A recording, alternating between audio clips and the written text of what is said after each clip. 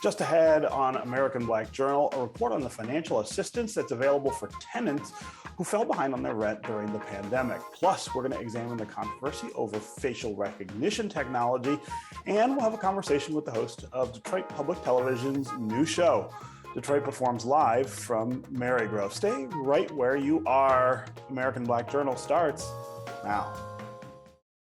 From Delta Faucets to Behr Paint, Masco Corporation is proud to deliver products that enhance the way consumers all over the world experience and enjoy their living spaces. Masco, serving Michigan communities since 1929. Support also provided by the Cynthia and Etzel Ford Fund for Journalism at Detroit Public TV. The DTE Foundation proudly supports 50 years of American Black Journal in covering African American history, culture, and politics. The DTE Foundation and American Black Journal, partners in presenting African American perspectives about our communities and in our world. Also brought to you by AAA, Nissan Foundation, Impact at Home, UAW Solidarity Forever, and viewers like you. Thank you.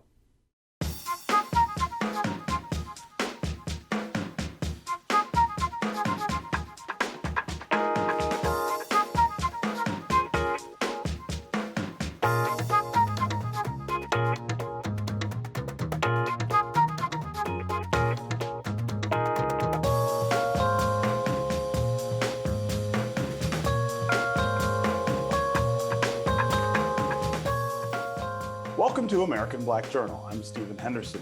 Now that the federal eviction moratorium has expired, hundreds of thousands of renters across the country are facing the reality of losing their homes. The ban on evictions was put into place to help people who became unemployed during the pandemic. But now that the back rent is coming due, tenants can apply for federal funds through the COVID Emergency Rental Assistance Program. Producer AJ Walker and community journalist Deja Moss report on a Detroit family that's seeking help after falling behind on rent payments. That's tight. As J. Maria Gordon sits on the porch of her West Detroit home, helping one of her 4 children dress, she is also worrying. Because I'm in the process of getting evicted. My landlord has told me if I haven't paid up to $3,000 by September 10th, that they was gonna go on with the eviction. So I'm in that process right now. She says her housing problems are due to the COVID-19 pandemic. I was working, but I have young kids, so they have to have daycare. And the person that watches my kids caught COVID. So I could no longer work. It forced me out of my job. She says she's been looking for a new job and a new childcare provider. Meanwhile, rent has been piling up, and now she says she owes so much it feels impossible to pay it. The 36th District Court sent me a letter saying that if I didn't pay the $3,000 by September 10th, that they was gonna go on with the eviction. So that's what I was trying to do, but it's already August 25th, and I don't know if I'm gonna be able to come up with $3,000 by then. She's tried to get help. I filled out the COVID relief rental assistance. No one got back to me. I did that May 8th, 2021. No one's contacted me, nothing. So as of now, I don't know right now what to do or what I'm going to do. The program J. Marie applied for is Sarah. It is designed to help people like her who are struggling to pay rent due to the pandemic. We spoke with Kelly Rose at the Michigan State Housing Development Authority to find out more about the program and how people can take advantage of it. So the COVID Emergency Rental Assistance Program, which we call SARA, is designed to help renters and landlords. So renters can get up to 15 months of rental assistance, and they can also get help with their utilities. So really the program is designed to help the renter preserve their housing stability and to also help the landlord to recoup those rental payments that the tenant was not able to make during the pandemic. Although the program can help tremendously, there are also a tremendous number of people applying for it at the same time. So in Detroit, because they are having such a high application volume, it is taking generally about 8 weeks to get applications processed. In some cases, it's faster. In some cases, it's slower because they are working to prioritize eviction cases. So if the landlord has already filed for eviction and that case needs to be processed faster, then they're just sort of moving it to the front of the line to try to make sure that cases are processed quickly enough to avoid that eviction. So it really does vary a little bit, and it is something that we're working with the Detroit providers, United Community Housing Coalition, as well as Wayne Metro Community Action Agency to really speed up that process. But it's taken much longer for J. Maria's claim to get processed. She filed back in May. Michael Sinti, a director at Wayne Metro, says they aren't handling J. Maria's case, but he was able to find out some information. He says the case is under review by the United Community Housing Coalition. He also shedded light on why some cases take longer than others. Wayne County in general has received about 40% of the state's applications. And so any longer times are really as a result of the tremendous demand that we're seeing in our region. In July, Wayne Metro distributed about $10 million in rental assistance for about 1,500 households. In August, we doubled that. So we're really moving at a really fast pace right now. We're assisting, we're paying out or distributing rental assistance for over 700 households per week at this point. So I just want to kind of reiterate that this is really a freight train kind of moving at full speed at this point. We have about $100 million of rental assistance came to Wayne Metro on March 15th. And, we've distributed over half of it at this point. And we have, we're on pace to really distribute the rest of that by the end of the year.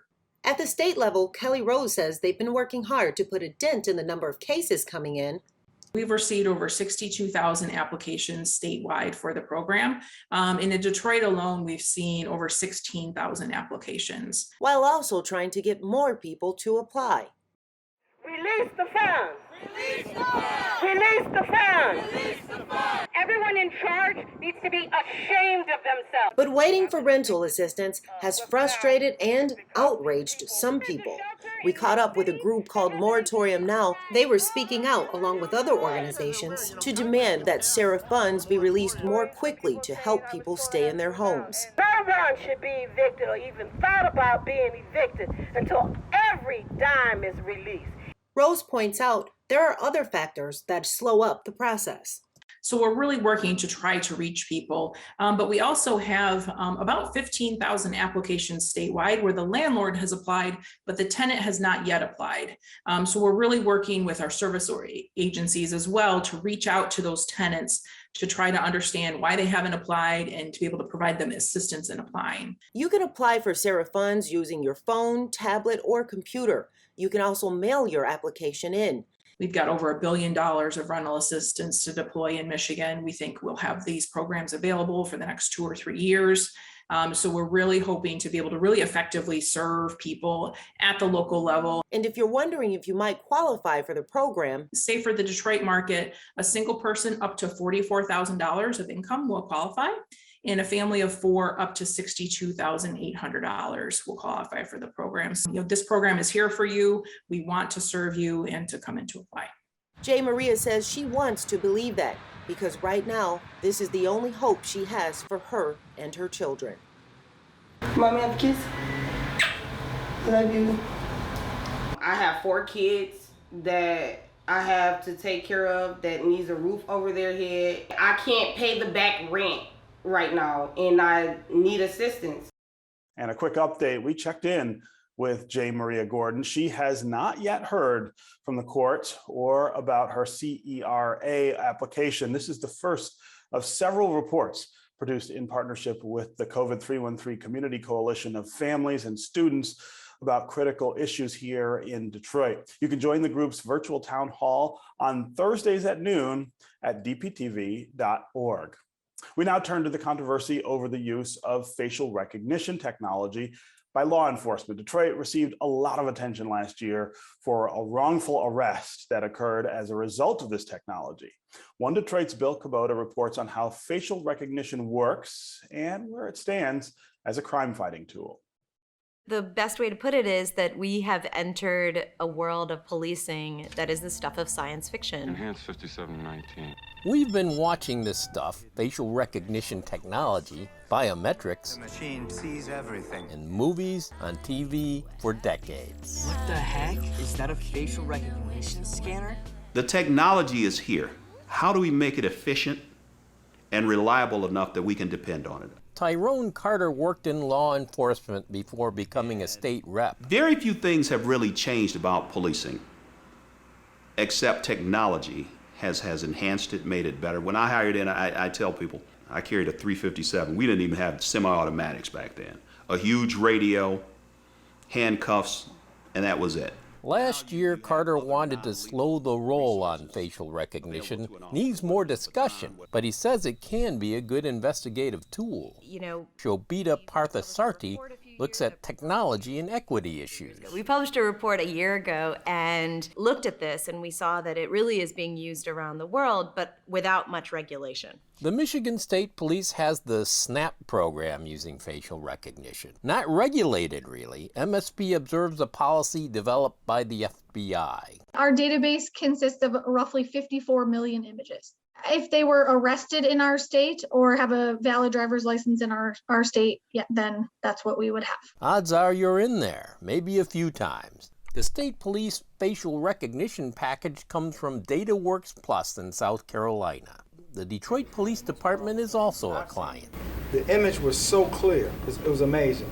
Facial recognition came to the fore when police started watching video feeds from around the city. The program, Project Greenlight. The high school I went to, the colors were green and white. So I have a thing with green. Cass Tech alum and then Police Chief James Craig explains Greenlight to out-of-town reporters in 2018. Our carjackings plummeted. And the reason why that happens because, frankly, carjackings were occurring at gas stations and liquor stores. So we're being watched. But if they ID us with live video without probable cause, there are civil libertarians who don't like that idea. That contract stated that a project objective, was to run facial recognition across live Project Greenlight feeds. No indication that's happened, but many worried it could. For better or worse, Detroit is a leader when it comes to the use of facial recognition technology. But then how does facial recognition work anyway? There are biases that make it less accurate, essentially among anyone who isn't a white man. Because the training data was very homogeneous, then the assumptions that this algorithm makes is based on the measurements of your average middle-aged white guy. But this is Detroit, where cameras point mostly at people of color. These communities of color have extremely long legacies of surveillance, even that date back to the founding of the country. Certain people had to carry lanterns for easier identification when slavery was a thing. Remember COINTELPRO, electronic eavesdropping on Martin Luther King? But these are different times. What's to worry now? You're not doing anything wrong. What's the big deal? Our client, Robert Williams, had his photo in the database, and he wasn't doing anything wrong. And that didn't stop the Detroit police from, based on a facial recognition check, arresting him one day in his front lawn in front of his wife and 2 children, taking him to jail and holding him for approximately 30 hours, where he had to sleep overnight on a concrete bench. All this revealed last year when a Detroit cop used Williams' picture from the state police database in a shoplifting case. MSP did not say it was a positive match, but the arresting officers seemed to take it that way. Our investigative lead reports do indicate right on them that it's not probable cause for arrest, that it is a viable candidate, that further investigation is required to utilize that lead. So is it about the technology or is it about just bad police work here? I think it's about both the technology and the police work, and it's about the causal effect between the two. The simple fact is, using shoddy technology creates shoddy police work. We know this from our daily lived life, that when a computer tells us something, we're inclined to trust it. and sort of confirm what it already tells us. Like Phil Mayer says, taking directions on our GPS. I don't know hardly anybody who can't recount having turned the wrong way because Google Maps told them to, even when they knew very well that they were turning the wrong way at the time. Someone else arrested for raising his voice about facial recognition. We're going to take a 5-minute recess. Willie Burton, Detroit Board of Police Commissioner, gabbled out of order. Let the commissioner go! Police departments struggle to correct the bad apples. But yet, as an elected body, you move swift to arrest someone for simply questioning the policy and the procedure. Let the commissioner go! I stood up to protect our civil liberties. Burton said he got a concussion. He's suing the PD. San Francisco banned this technology. Portland banned the technology. Berkeley banned this technology. Berkeley, as in California. Boston and Minneapolis banned it too. We just had a county called King County in the state of Washington. One of the whitest counties in America just banned this technology. Why does America's blackest poor city, Detroit, has to? It doesn't make any sense. The commission voted strong approval of the technology, perhaps Burton's arrest prescient, coming before the Williams incident and 2 others, both African-American men in New Jersey and again in Detroit. That's only 3.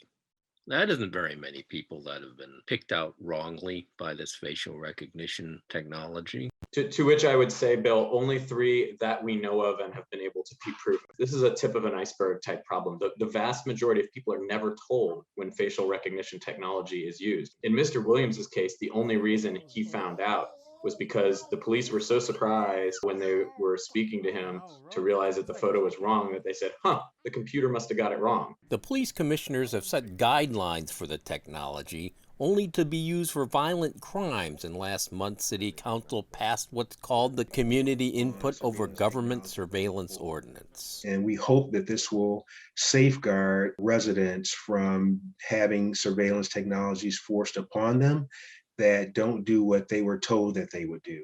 There will always be some form of surveillance. If you're African American, you're always going to have that.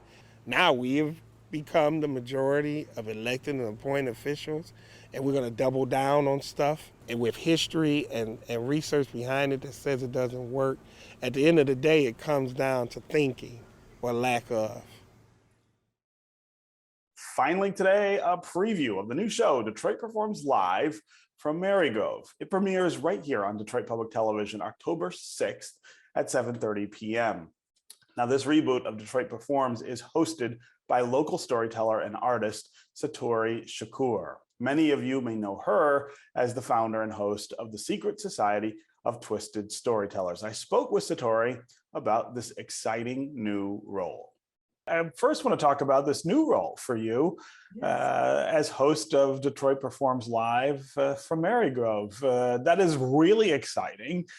Tell us about what that means. It just seemed like an absolutely perfect fit for me, because I get to introduce some very talented, exciting, diverse within their disciplines artists that maybe Detroit, obviously some of them Detroit has heard of, but all of them Detroit can be proud of. So I get to not only introduce them and see their performances, but I get to sit down and talk with them and hear their stories and ask questions that hopefully will bring them closer and have Detroit know them even more intimately. So for Detroit Performs, tell us, everything is different and somewhat disrupted because of all of the things that are going on. What should we expect from Detroit Performs Live? Well, we're in the beautiful Marygrove Theater on the campus of Marygrove College, and it's always something magical when you step into the theater. Whether you're stepping on stage and you're getting the lighting, it's just a transporting kind of experience, and it's live. Although there is not really an audience present, there are people there, technicians, other performers supporting, but the viewing audience will have a full and very powerful experience of their performances. DPTV does an excellent job of filming and making it feel like you're right there sitting in one of those seats that soon we will be returning to. Yes. But Detroit can expect some explosive performances from and a vast intergenerational group of artists over the spectrum of the performances. But a lot of times we see people's work out there, we hear their music, but we don't know the people who actually produced that wonderful work. And so it's always good to see the human being who's just as regular looking as everybody else. See them be just like you, and they're expressing their artistic ability, which all of us have. Yeah, yeah. And I think COVID showed some of us and pushed some of us in the direction of doing what we've been procrastinating over for such a long period of time. Yeah, yeah. So for viewers who are not familiar with you or the Secret Society of Twisted Storytellers, let's tell them about that exciting work, which I have loved since you started it. Thank you. Well, and you've appeared on our stage and in fact hosted all these beautiful journalists that again we see on the TV, but to have them right there where people can go up to them and just, you know, there is so much humanity out here in the city of Detroit and in the world, and we just, until they tell their story, they just look good and smell good, I always say. And so the work that I do as a storyteller, as a director, as a producer, I want to put the people in Detroit and all over the globe on our stage and sort of unzip that beautiful package and hear their journey in life, which when they tell their story, and always the way I listen and the way I curate is to deliver a little package of wisdom that can make a powerful difference to the viewer, the listener. And there are people who never walk into the right, live right here in Detroit, but they are avid about our YouTube channel. So we make sure that the delivery system of these stories are forever and accessible to people via social media. Yeah. When you started this, I mean, you have been a storyteller for a really long time, and this was sort of an expansion of that idea and that franchise. But did you ever imagine it would grow to the extent that it has? I mean, this is a very wide-reaching and broad production. It draws in people from all over the place, not only to perform, but also to come see the performances. Is this what you had in mind when you started?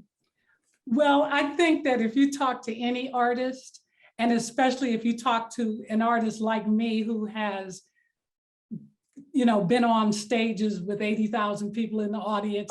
I mean, even when I was in college and I was imagining my career, I would put on a Gino Vanelli album with the live so I could hear all of the applause and imagine myself. So I did imagine it being something that would make a difference, but how it would grow with all of the support and all of the people coming to it, no. And when I did imagine it, I imagined it first at the Gym Theater. And it was like, no, little girl, no one knows what storytelling is. You better go back to that little 45 seat and build it up.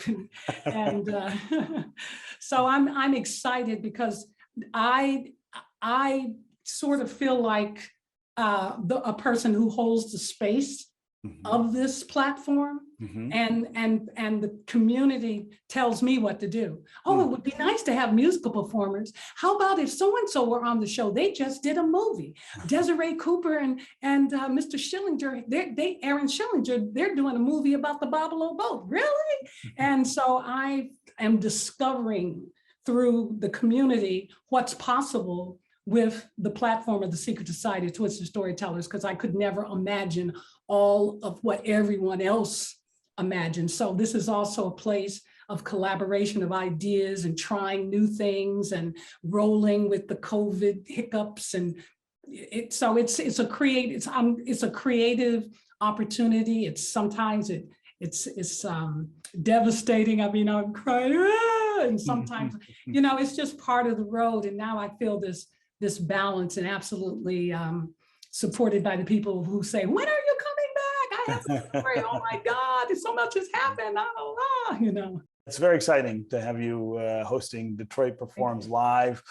We are all jazzed up about that, but especially thank you for being here with us on American Black Journal. Thank you, Stephen. Take care. Be well. You too. All right. Before we go today, we've got an important programming note. American Black Journal is moving to Tuesday nights at 7:30, beginning September 28th. And you can catch the encore presentation on Sundays now at 9:30 a.m. We hope you're going to join us on our new day and time. That's going to do it for this week. Thanks for watching. You can find out more about our guests at AmericanBlackJournal.org, and you can always connect with us on Facebook and on Twitter. Take care, and we'll see you next time.